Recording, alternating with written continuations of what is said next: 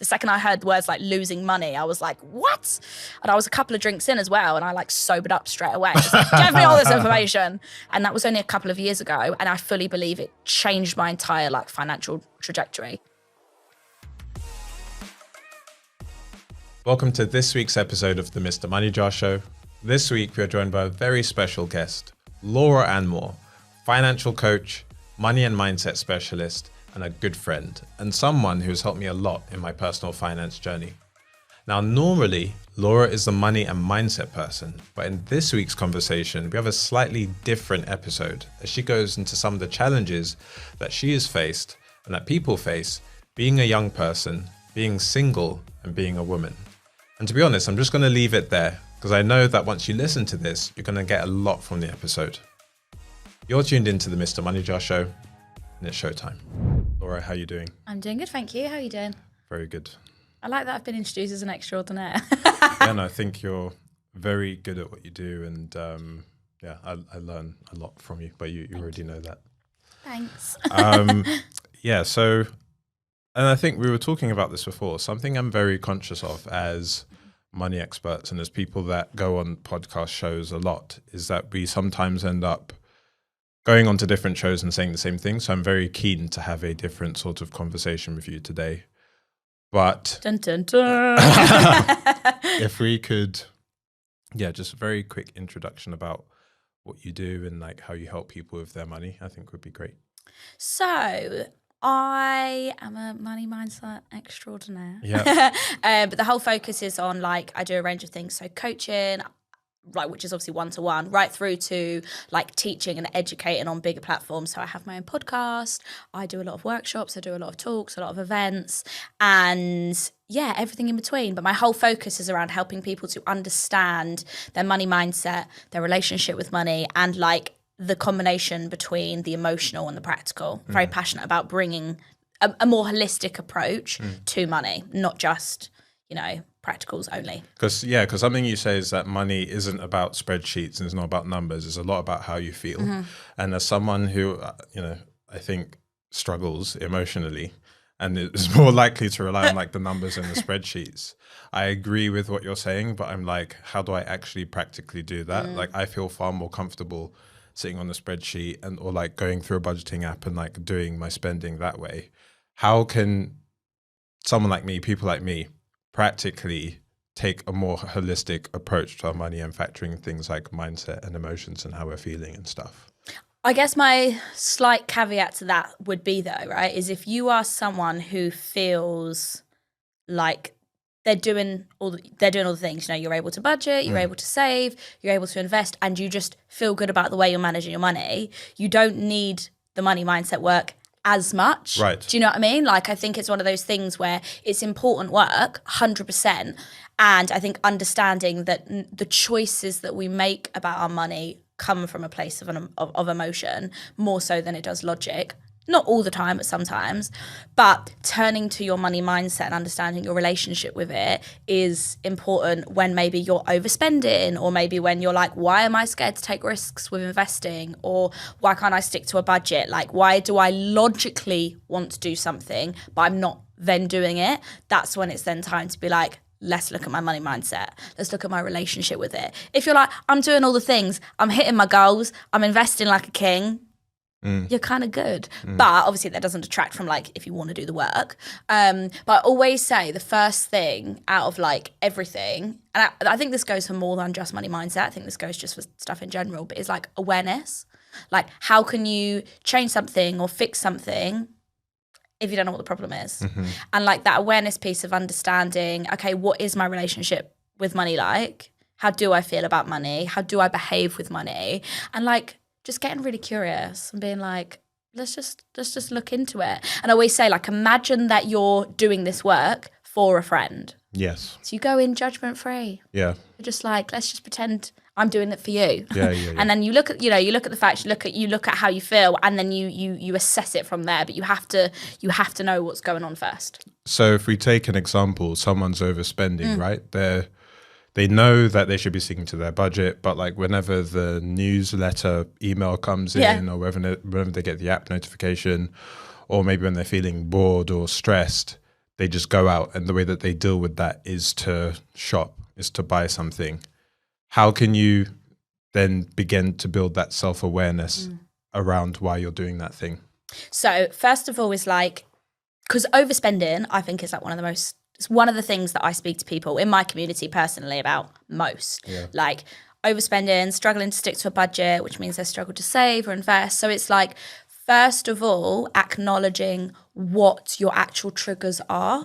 So like, what is it that's causing you to go and spend? So like the example you just gave was like, you know, let's say you've had a hard day at work. So stress might be your trigger. Sadness might be a trigger. Loneliness, boredom. But also sometimes people do it the other way and they're like, treat myself. I've had a good day. YOLO. So yeah, like keeping a money diary, and that links into kind of like the awareness piece. So what are your triggers? When you have an awareness of what triggers you, you can put things in place and kind of build up like a toolkit of how do I change my emotional state without spending money being the default. Right. So then you don't just go, I'm stressed, and then the subconscious like behavioral bit is to then go spend money. You're putting like a blocker in between the two. So you can't necessarily stop yourself from being stressed. If anybody listening to this finds a way to do that, please come to me and tell me. But like, it's more acknowledging it and being able to catch yourself and notice what the signs of that emotion are. Yeah. So you're talking about putting like blockers in place. And something you said that I loved is that when you experience an emotion, in terms of sitting with an emotion only stays with you for like 90 seconds. Like, where did you get that bit of like research from? I've seen it, like I've read a lot about it, like learning about the way that humans have emotions and the way that emotions happen to us. I don't necessarily, actually thinking about it, I don't know if stress it plays out the same way as an emotion such as like boredom, or it must do. But either way, 90 seconds, when someone tells you to sit with an emotion, I think people think that you have to sit with it for like months, like you got to just sit with it. Like, but they literally mean no other distraction, letting it be there for 90 seconds, and then it moves through you. I think the powerful thing about that is like 90 seconds is not a long time in the grand scheme of your life. I feel like that's an eternity. What? If you're feeling something and you feel like you have to do it, you have to do something about it straight away. I think like imagine putting your hand on something really hot for 90 seconds. Yeah, but that's comparing apples with pears, because of physical pain versus as an emotional pain. Like, you know that pain, if somebody says in 90 seconds you won't feel like the emotion is going to feel different, sitting in it, well, I think for me, and everyone is different, but for me that allows me to sit with it and detach from it slightly, because I'm like, I know that this is temporary, just as happiness. Like, happiness is temporary. I think a lot of the time we just think we're going to be happy all the time, but it's the same. So maybe 90 seconds is quite a long time, especially if it's like heartbreak. Or just like really crippling embarrassment. Imagine you go for 90 Yeah, okay, for maybe 90 embarrassment seconds. kind of, yeah, that's the tough one. Yeah. Yeah. No, I think if people, I think the thing about emotions in that respect, right, is we're always trying to change our emotional state, and we're always trying to like medicate it with something, spending, going on our phones. Like, I'm the worst person for just picking up my phone. Sure. I mean, like, let's go. I'm not spending money, but I'm not sitting with that feeling. And obviously it's going to be hard depending on what situation you're in. But it's all about self-awareness, like being aware of what those emotions are. And you'll have to sit with it less the more you're able to acknowledge it. It's because it won't keep, I always say, like, feelings that are buried alive will resurrect. They're going to come back and they're going to haunt you. Yeah. So I'm guessing the stuff that you do as well is like mindfulness stuff, like journaling and meditating. It took me a long time to get into meditation, but I now do it pretty much every day. And I find that when I don't do it, it's like not brushing my teeth. Like, I can really notice that I've not meditated and that I haven't like just allowed feelings and sensations and thoughts to just pass through my body. So those are things people can do as well, right? Yeah. Do you know what? I met a woman recently at an investing event, and she was this like amazing woman. She makes loads of money. She's got really successful businesses. And we were talking about money mindset, and she was like, yeah, well, like when I was in my 20s and my 30s, I was like an overspender. I used to feel so guilty. Had loads of debt, like, and I was always buying clothes. Like, I tried hard not to, but it just was constant. And I was like, I love it when people share this kind of information with me. Sure. And I was like, so what made you stop? Like, what got you from being this overspender who can't control the way that they're managing their money to like so different. Like she was like, I question myself if I need things. I just buy what I need, and And she said the thing that had the biggest difference for her was meditating. She was like, I've meditated every single day for the last 7 years. You got to do it. And I was like, that's legendary. Yeah. And obviously, I do think the thing about meditating is it's not for everyone. I think it's for a lot of people, but there are some people who really don't gel with it. But there are other versions of that. And I think, like, for example, cooking and walking, that's like active meditation. Yeah. Mindfulness practices, I think, is the key point there. So my understanding of meditation is that a lot of the time you are responding to input. So that's what you were saying there, which is that like you feel something and then you react or you pick up your phone or this and the other. And I think that training yourself to be able to sit there and just allow thoughts to hit you and feelings to hit you and not do anything about it and to realize that they do pass, that is the muscle that you're training. And it's a really important thing to do. Because I always say, like, you are not your thoughts. No. Your thoughts happen to you. Plus, people can put thoughts in your head. People can, unlike your eyes, you can, if you're thinking something, you can, if you're seeing something, sorry, you can just close your eyes and block it out. But like, don't think about a pink elephant. Like I can just put a pink elephant in your head. It doesn't mean you are the elephant.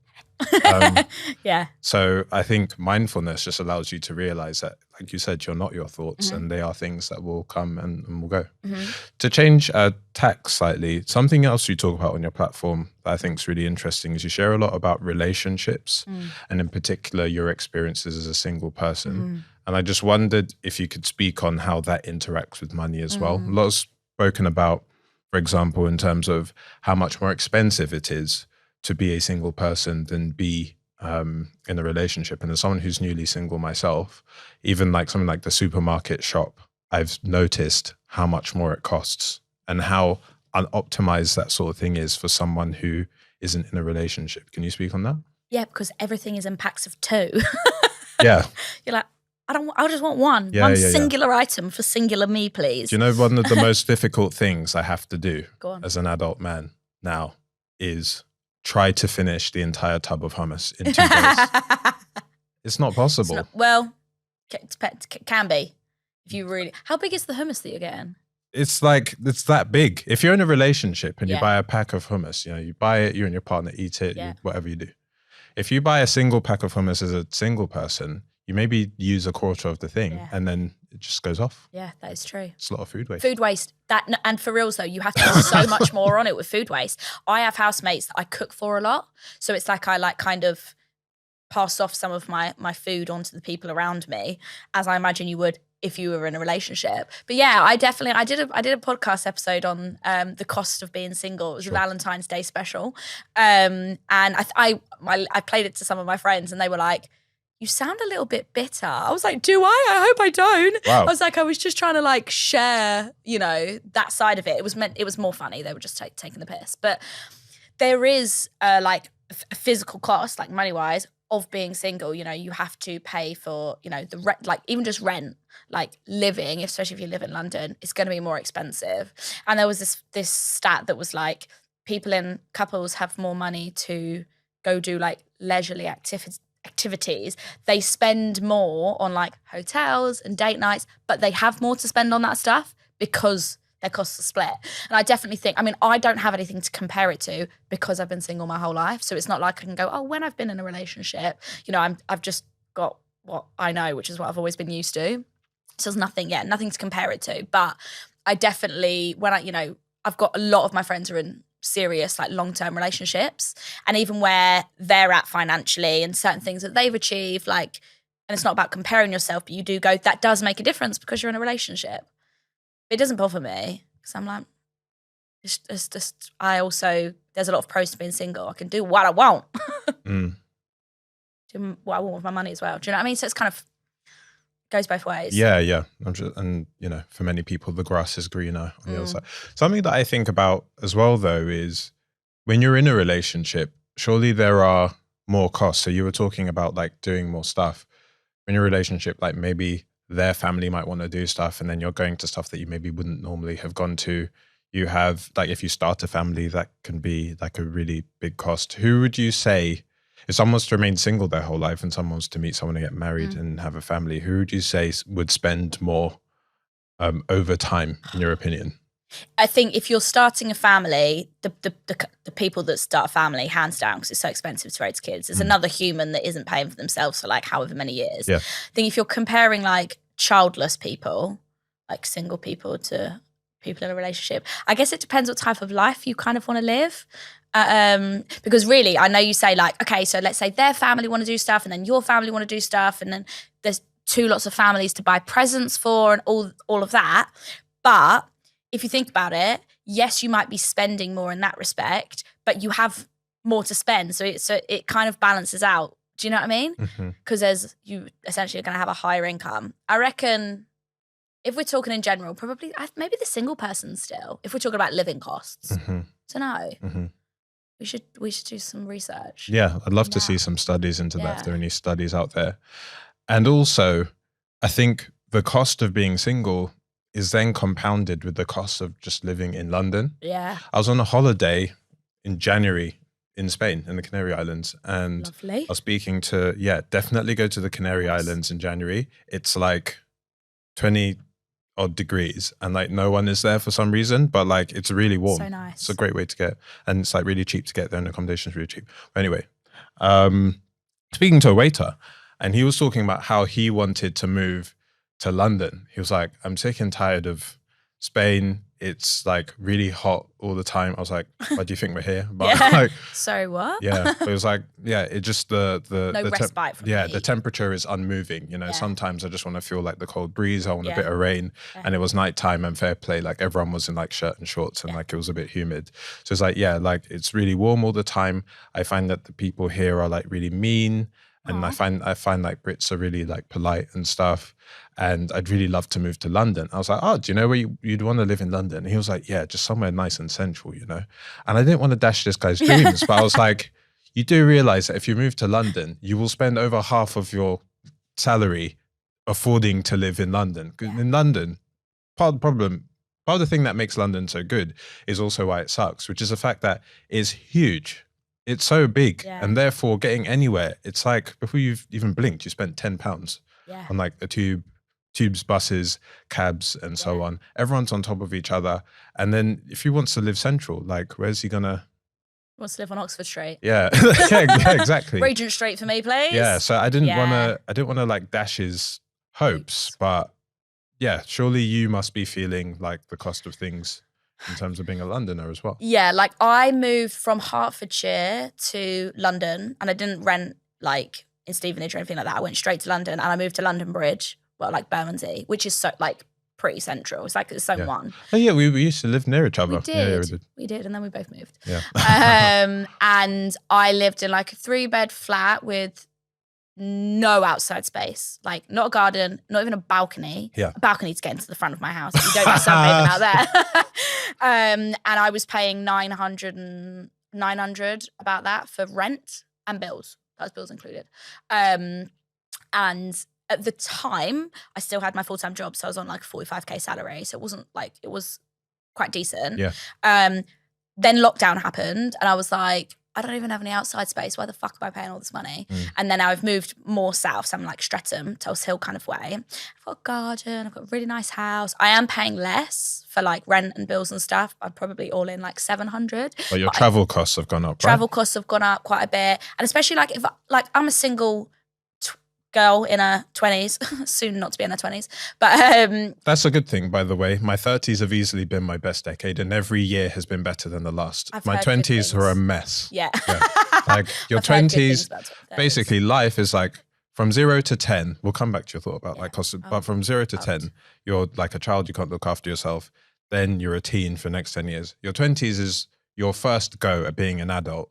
And it is just riddled with mistakes, and you just don't really know what you're doing relative to being in your 30s. And I think your 30s can be a good decade. I know this whole thing about, I'm turning 30, but I think it can be a good decade if you learn from what happened from the previous 10 years. And also like the mistakes and all the things that you try, and maybe you succeed in some, and some maybe you fail at in your 20s. It's not like a bad thing. It's just, you're just doing stuff for the first time. Yeah. And so, yeah, and also my housemates, they're all in their 40s, and they've all said their 40s have been their best. They're like, decade. We thought that our 30s was the best, but now we're in our 40s. We're like, the 40s is the best. Yeah, so buzzing. I'm looking forward to getting older. Yeah, to be fair, I actually am too. I do like it. I know I was like, 30, but only because it's like what society makes you think. Yeah. If I really think about it, it's more like, where the fuck has time gone? As opposed to like, wow, I don't want to be 30. Yeah. I feel like 30 is quite cool. Like, I'm 30. And I'm 30 and I live in London and I'm... What? Yeah, maybe don't say it like that. Yeah, maybe don't say it. That'd be weird. That's going to get me nowhere. But we're talking about your travel costs going up. Travel costs going up. You know, I go out a lot. I'm out a lot, I must say. And I get Ubers a lot because it's dangerous for me to be, you know, like out late at night. Goodness, so it's like costs of being single. Yes. Costs of living in London. Costs of being a woman. Yes. Like triple whammy. The holy trifecta. Yeah. The holy trilogy.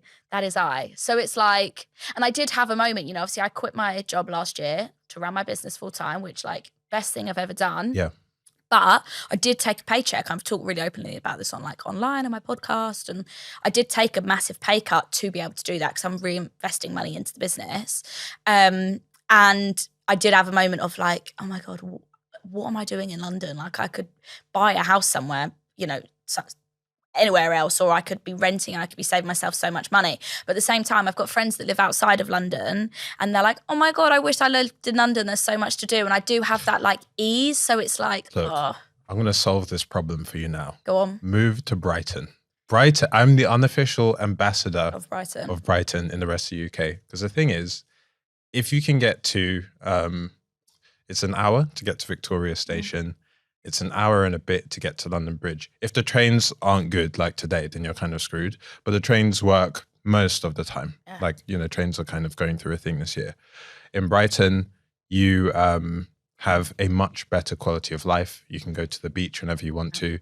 And we love the beach. There are a lot of like Londoners there. Like it's a bit of a London outpost. So it can make it more expensive than living in other places outside of London. But my prediction is that loads of people are going to move from London to seaside towns. And I'm already seeing so many people do that. I've got a lot of my friends moving out as well. And I used to live in Croydon and it takes me just as long from Brighton to get into Central because you just get on the GX, you're good, the Gatwick Express. And you're in. The Red Bullet. Interesting. Maybe I will consider it. But right now, I love my house.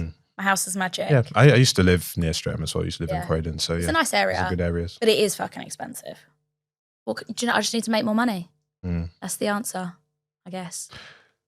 So yeah, we're talking about costs of being single, costs of living in London, but costs of being a woman. And you made the point about Ubers. Maybe like regretfully, maybe shamefully, I don't know. Or maybe you don't know what you don't know. But like I only really started to fully bed in the costs of being a woman around the time of Sarah Everard's murder. Because that's when stuff like that happens, it's like, okay, I'm a man, so I just need to be quiet and listen to what everyone's saying. Yeah. And I was like reading loads of social media posts and having conversations with people. And I was just realizing for the first time, like, wow, like nearly all women walk home with their keys in between their knuckles. I didn't even know that that was a thing. Yeah. And I used to, you know, the age-old debate about who should pay on the first date, like men or women. And it's like, yeah, but she's probably getting a cab to and from there, like on top of, because me, just one of the few perks of being a 6-foot black guy is like, I just never really fear for my like safety. I never ever feel unsafe at night. Yeah. Which I feel scared in the day sometimes. Like I had a thing recently where I was walking around London and there was someone that that scared me in the middle of the day. And I was like, oh my God, as if this was like being a woman in 2023. And I think like this idea, this is why it's so hard in the winter because it gets dark at 4. From October to March. Oh my God, like half of the year, you're literally like, okay, I need to be thinking like about my route. I need to be thinking like, you know, all of the things. And I definitely, if I went through my Uber receipts and compared like those that were out of convenience and those were out of safety, it's, you know, 10%, but 10.90, hands down. Really? Because I love walking. I love getting the bus. I never used to get the bus before, but now I love a bus, but sitting up the top, act like I'm in a music video. I love it. But like, it's more so I get it for safety, like at night coming home because, you know, you're trying to navigate trains and tubes and like, even I went to Pride on Saturday and I was done at like 11 and I was like coming home and I was like, could not get a cab. It was so busy. I was like, I'm just going to have to get the train and then I'll just figure it out the other end. And it was even like quite light and stuff. But sat down on the train and there's this whole incident and some other man came and had to like come over and help me. And he was really nice. So he was like really like looked after me. But even that, I was like, I'm just trying to get the train. But yeah, I think Sarah Everard's murder did make like a lot of men really recognise, oh my God, didn't realise just how much we have to think about our safety. And there is a cost to that in the form of Ubers. Would you say that your Uber expenses go up between October and March? 100%, hands down. You need to, have you talked about this or done a post about this? No, I haven't actually. Maybe I should. Because when people talk about the cost of being a woman, you get like the stuff that I hope is well known by this point. So the pink tax and like beauty products, upholding razors standards, and like makeup and stuff. But like it's the invisible stuff that's the most insidious. It's the stuff that people don't realize that like it does get really. So I probably have undiagnosed seasonal affective disorder. Like I have my sad lamp, have my vitamins, got the whole like stash and stuff. Thing. So and when I am aware of like the darkness hours from October and for the next 6 months. But I'm sure there's many people who wouldn't realize the other hidden costs that come with that. Yeah, 100%. Like only just thinking about it now, I'm sure there's other things, but my Uber bill is way more expensive. And that in itself is a privilege, right? To even be able to afford to just get an Uber. But yeah, I'd definitely say it's more expensive. Me and the girls will always be like, if it's late at night and we're like texting, it's always like, oh, I can't really afford an Uber right now. It's not really in the budget right now. Nothing is, you know, your safety is priceless. Your safety is worth every penny, basically. Sure. Like, just get the Uber. It's better to be safe. Mm-hmm. So, yeah. So we've talked about the picture. I didn't know the conversation would go in this direction. This has been really, really interesting. Insightful. Talked about the bigger picture. I want to talk about moving the needle because we've kind of defined the issue. So if we could go through the stuff we've just said, when it comes to the cost of being single, what sort of things have you done to mitigate some of those costs and to make stuff more manageable? So do you buy in bulk? Do you go to bigger supermarkets as opposed to express ones? Do you buy less hummus? Like what do you do? Never buy less hummus. Awful. One of the key things for me is organisation. Okay. I can tell, I can imagine this is the case for people that even who are in relationships and stuff, but like if I'm having a really busy month and I don't organise myself properly, it's so much more expensive for me because it's like I don't have anybody else sorting it for me. I'm not just going to come home, a good food shop's been sorted and I know that like the continuation of our good like bulk buy-in has happened. It's like, no, I'm popping to Sainsbury's, popping here, like maybe I'm wasting food accidentally. Like I try my best not to, but sometimes it happens. Yeah. So like, yeah, I try to, I don't necessarily do bulk, but I do like try and meal plan and be like, right, what days am I in? You know, can I eat with my housemates? Like food is definitely a big one. But that's kind of it. Like I definitely notice even things like going on holiday, like I'm only ever really going on holiday with my friends or like by myself or whatever.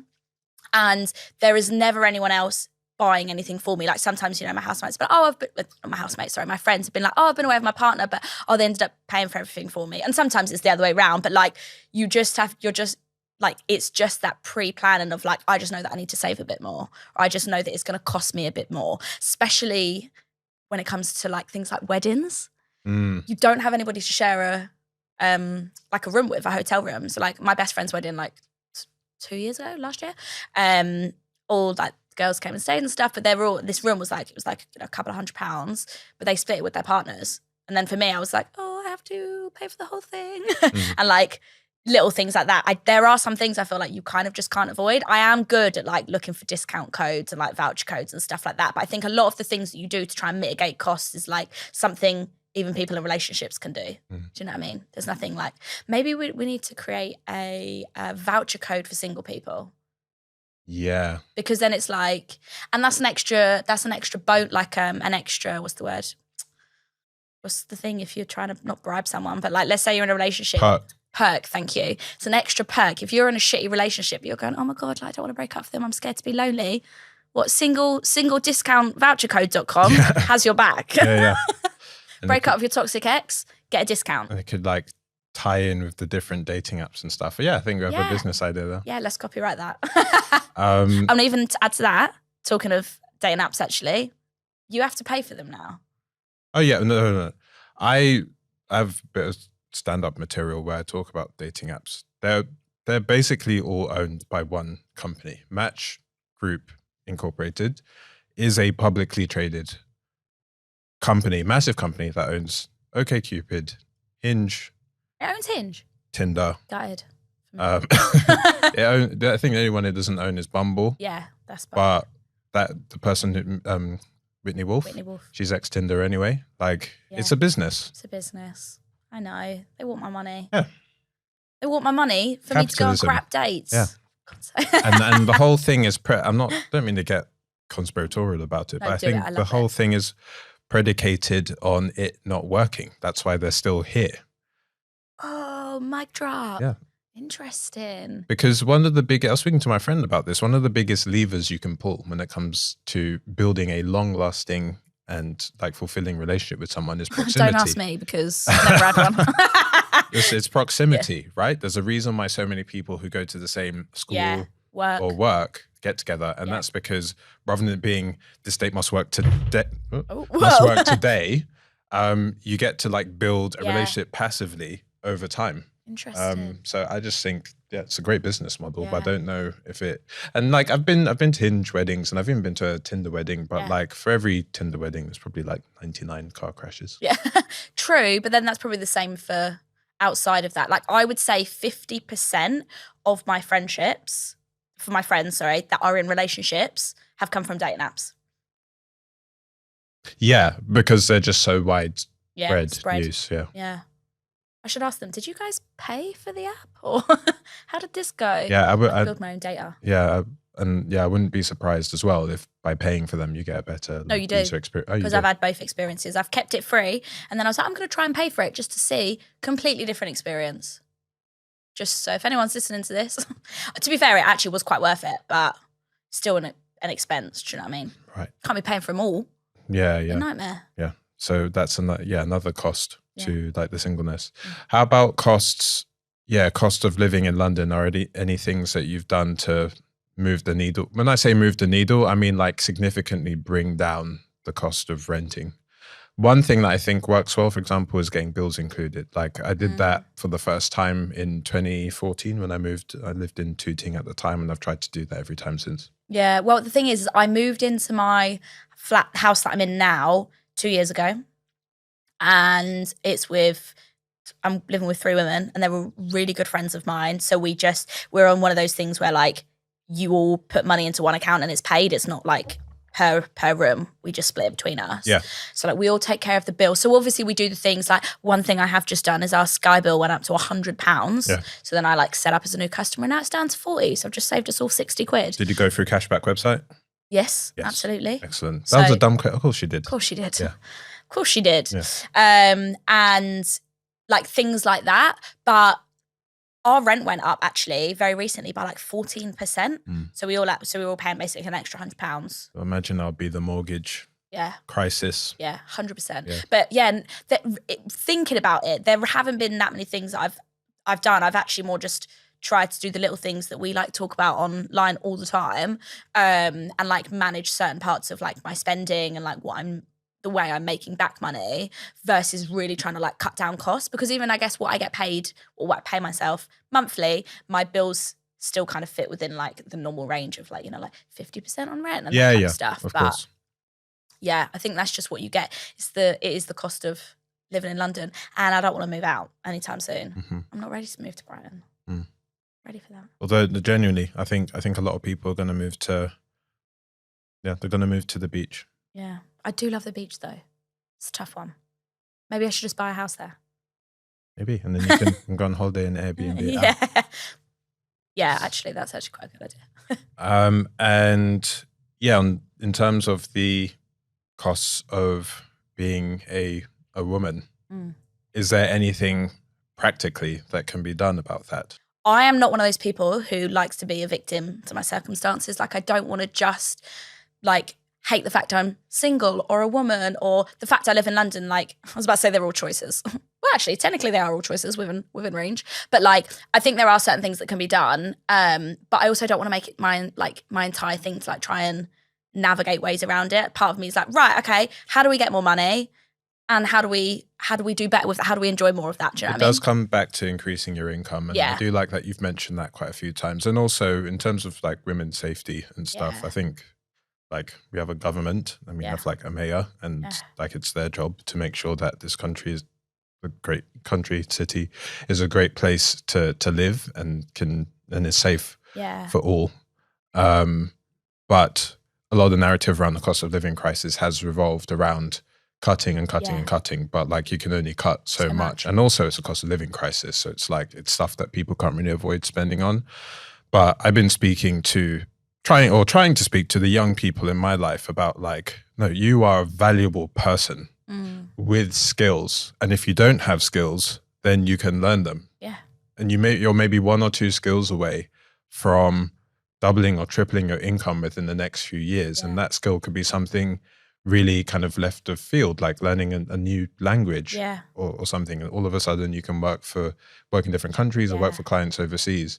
Like invest in yourself. That's something that I say in my talks now, and it gets a lot of kind of people respond to it really positively because it's like, oh yeah, I can do. I think like one of the things that capitalism does is it kind of makes you feel like a small cog in like this huge machine, but actually you are valuable. You can increase your income over time. Yeah, and I think also sometimes we always think like with the end in mind, like, well, if I invest in a language, then I might be able to work abroad, or if I invest in this. But sometimes you don't actually need to know what the end result is. Like when I was doing acting at a young age, obviously I thought I was going to be an actress, but like really that's helped me with like my talks and my workshops. And like when I did that wellness festival the other day, I got up there, just started chatting, and my friend was like, you weren't nervous. I was like, acting training, but I didn't know that was going to help me in my job. From the very beginning, I've wanted to be just like you in that regard because I'm like very, very introverted and quite shy. I'm getting better though. Yeah, you're definitely getting better. Smashing it. The last few talks I've given. It's nice when you're doing a talk and you know it's going well. Yeah. When you're talking, that's great. Not so good when it's the other way, like round. Yeah. I did these 2 talks the other day and my housemate came to both.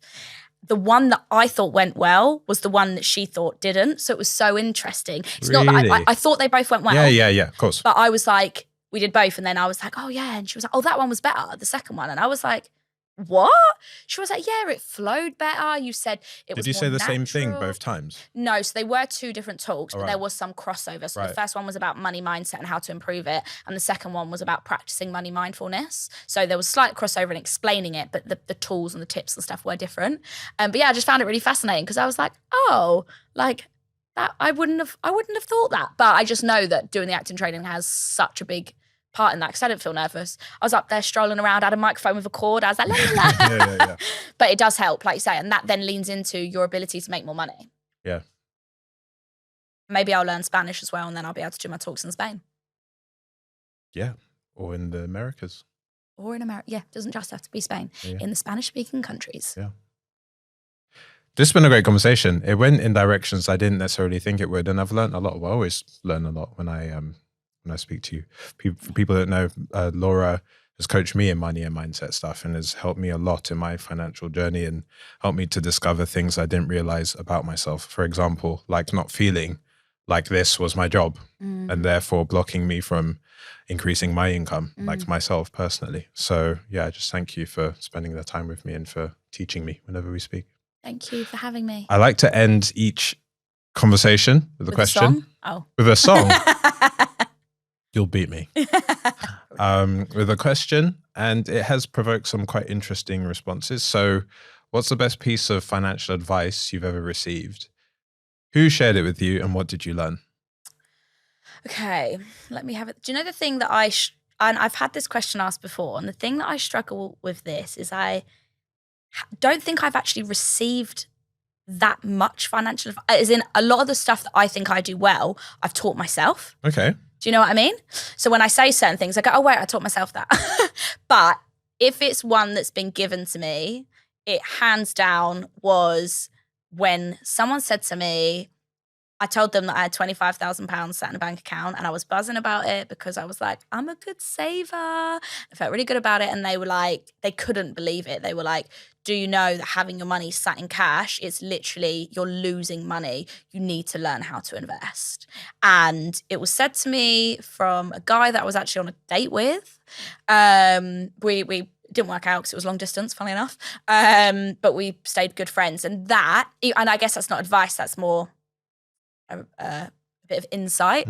But that was probably one of the most life-changing bits of advice that I've ever been given. And that's when you started your investing journey? That's when I've started my investing journey. Thanks, that guy. I know. Thanks to him. Nice. It was, yeah. And because I remember, I was like, I don't know what you're talking about. I was like, what do you mean? The second I heard words like losing money, I was like, what?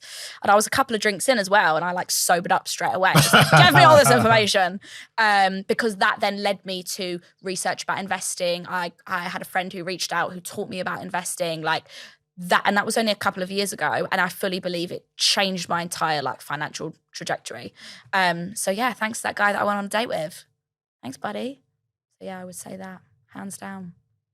Nice. I got started investing in my mid-20s. I do wish I'd started sooner, but again, I can't remember why I started doing it. I think I'd like started reading books about it. So I can relate to what you say, that some of the things you do, you kind of find out yourself and you pick it up yourself. But yeah, investing is very important, and maybe you can do a future podcast episode focus on that. Yes. Thank you so much for coming on. Always great to speak to you. For people who want to find you online, where can they find you? You can find me on all of the social media platforms. So Instagram, TikTok, and LinkedIn are probably my main ones, at Laura Ann Moore. Laura Ann Moore. And I've also got a podcast, which is Mind, Money, Soul. Fantastic podcast, if you don't mind me saying as well. Oh, I would love for you to say that. Please say it again. Laura's podcast, Mind, Money, Soul, is really, really good. Bite-sized episodes on money and mindset, with personal anecdotes in there and just money. It's kind of like getting a workshop from you, like via podcast. Really, really good. So definitely check that out on Spotify or wherever you get your podcasts. Thank you. Thank you for having me. Thank you for coming on. What a great chat. Hello, everyone. Thank you very much for watching this week's episode of the Mr MoneyJar Show. If you enjoyed it, then please do subscribe, as it helps out the show a lot and enables us to continue running. Anyway, we'll be back next week with another special guest. I've been your host, Timmy Merriman Johnson.